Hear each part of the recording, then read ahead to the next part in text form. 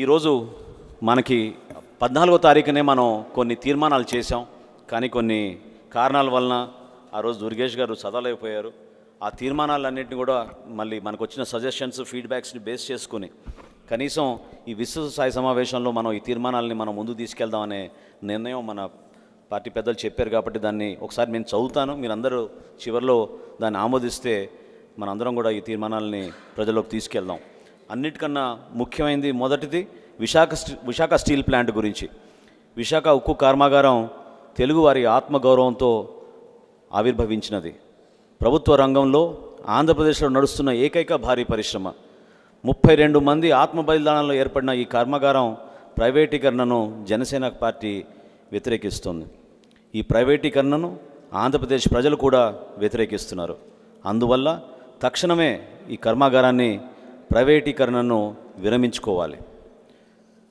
మీరందరూ ఆమోదిస్తారా? రెండో అంశం, రాష్ట్ర రాజధాని అమరావతి. రాజ్యాంగబద్ధంగా ఏర్పాటైన రాష్ట్ర ప్రభుత్వం మీద నమ్మకంతో రాజధాని నిర్మాణాని కోసం 33,000 ఎకరాలను 29,000 మంది రైతులు తమ సాగు భూములను త్యాగం చేశారు. ఇందులో ఎక్కువ మంది బడుగు బలహీన వర్గాలకు చెందిన సన్నకారు రైతులే. ఈ రైతాంగం త్యాగాన్ని జనసేన పార్టీ వృధాగా పోనీయదు. వారు ఈ ప్రయోజనం కోసం తమ భూములను అందజేశారో ఆ బృహత్తర కార్యాన్ని నెరవేర్చే బాధ్యత జనసేన స్వీకరిస్తోంది. జనసేన పార్టీ ఖచ్చితంగా అమరావతిని రాజధానిగా ప్రకటించడమే కాకుండా ఈ రైతాంగాన్ని మొత్తం కూడా మనం పేరు పేరున వాళ్ళు చేసిన త్యాగాల్ని గుర్తించుకుని నమస్కరించుకుంటున్నాం. మూడో అంశం, పెరుగుతున్న పెట్రోల్ ధరలు. పెట్రోల్, డీజిల్, గ్యాస్ ధరలు ప్రతిరోజు పెరగడంతో ప్రజలకు పెద్ద భారంగా మారుతోంది. ఆంధ్రప్రదేశ్ రాష్ట్రంలో రాష్ట్ర ప్రభుత్వం విధిస్తున్న పన్నులు ఆ భారాన్ని మరింత ఎక్కువ చేస్తున్నాయి. ఈ పన్నులు దేశంలో అన్ని రాష్ట్రాల కంటే ఆంధ్రప్రదేశ్లోనే ఎక్కువగా ఉన్నాయి. పలు రాష్ట్రాల్లో అక్కడి ప్రభుత్వాలు పన్నులను కొంతవరకు తగ్గించాయి. ఇక్కడ మాత్రం పన్నులను తగ్గించలేదు. ఇంధనం ధరల పెరుగుదలతో నిత్యావసరాల ధరలు కూడా ఆకాశాన్ని తాకుతున్నాయి. ఈ పరిస్థితిని అదుపులో పెట్టేందుకు కేంద్ర రాష్ట్ర ప్రభుత్వాలు తక్షణమే చర్యలు తీసుకోవాలని జనసేన పార్టీ ఈ సందర్భంగా కోరుతోంది. రైతాంగం సమస్యలపైన రాష్ట్ర రైతులకు ఏమాత్రం భరోసా కల్పించే పరిస్థితి కనిపించడం లేదు. సాగు ఖర్చులు కూడా దక్కక అప్పులు మిగలడంతో అన్నదాతకు వెన్ను విరుగుతోంది. ముఖ్యంగా కౌలు రైతుల ఆత్మహత్యలు రాష్ట్రంలో నెలకొన్న ఒక మానవీయ విపత్తు. ఈ కుటుంబాలను ఆదుకోవడంలో ప్రభుత్వం విఫలమైంది. చట్టం ప్రకారం రావాల్సిన సాయం కూడా వాళ్ళకి ఈ ప్రభుత్వం అందించలేదు.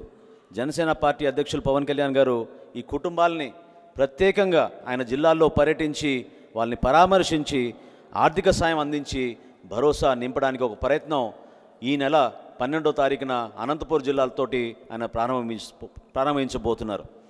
ఈ కార్యక్రమాన్ని కూడా మీరందరూ కూడా ఆమోదిస్తారని మనస్ఫూర్తిగా కోరుకుంటున్నాను. అదేవిధంగా ఆంధ్రప్రదేశ్ రాష్ట్రంలో మహిళలపైన పెరుగుతున్న దాడులు, ఇతర నేరాల సంఖ్య కలవరపరుస్తోంది. 2021 సంవత్సరంలో నమోదైన కేసులు, రాష్ట్రంలో శాంతి భద్రత వైఫల్యం, వీటి ఫలితంగా ఆడబిడ్డలకు రక్షణ కరవడం దురదృష్టకరం. మహిళలపైన అఘాత్యాలకు సంబంధించిన కేసులు 2020 సంవత్సరం కంటే 2021 సంవత్సరంలో ఎక్కువగా 25% ఎక్కువగా నమోదయ్యాయి. మహిళలపైన ఈ తరహా కేసుల విషయంలో దేశంలో ఆంధ్రప్రదేశ్ 6వ స్థానంలో ఉంది. ఈ పరిణామాలను జనసేన పార్టీ తీవ్రంగా ఖండిస్తూ ప్రచార ఆర్భాటాని కోసం చట్టాలు చేశారు తప్ప వీటి అమలు కోసం ఏమాత్రం కూడా ప్రభుత్వ వైఖరిని మనం ప్రజలకు అర్థమయ్యే విధంగా, ఉపయోగపడే విధంగా లేదు. కాబట్టి ప్రభుత్వాన్ని మనం హెచ్చరిస్తూ ఈ తీర్మానం కూడా మనం ఈ సందర్భంగా చేయదలుచుకున్నాం. సో ఈ 6 అంశాలపైన మీరందరూ కూడా ఆమోదం తెలిపితే మనం ఈరోజు విస్తృత స్థాయి సమావేశంలో ఈ అంశాలని ప్రజల్లోకి తీసుకెళ్లే విధంగా మనం నిలబడదాం.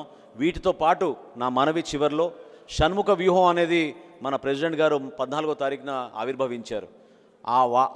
ఆ సమాచారం దయచేసి అందరు నిలబడి ఆమోదిస్తారా? Okay, thank you very much. Party తరఫున ఖచ్చితంగా ఈ 6 అంశాలపైన చాలా బలంగా ప్రజల్లోకి తీసుకెళ్దాం. మీరందరూ ఆమోదం తెలిపినందుకు మీకు ధన్యవాదాలు. ప్రెసిడెంట్ గారు మార్చి 14వ తారీఖున ఆవిర్భావ దినోత్సవం సందర్భంగా షణ్ముఖ వ్యూహం అనే అంశాలపైన ఆయన చాలా లోతుగా మీ అందరికీ వివరించారు. ఇదే మన పార్టీ యొక్క మేనిఫెస్టో. దీని ద్వారానే ఈ రాష్ట్ర ప్రజలకి, రాష్ట్రానికి మంచి రోజులు వచ్చే విధంగా మనం ఒక మంచి వ్యూహం పెట్టుకుని ప్రజల్లోకి వెళ్ళగలుగుతాం.